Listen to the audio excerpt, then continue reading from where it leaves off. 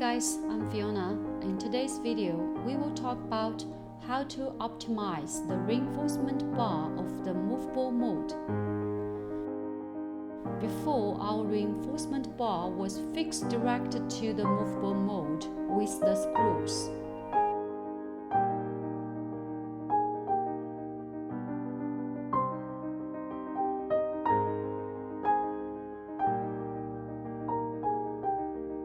Now, we first install a fixed support on the movable mode, and then fix the reinforcement bar on the fixed support, which can increase the stress.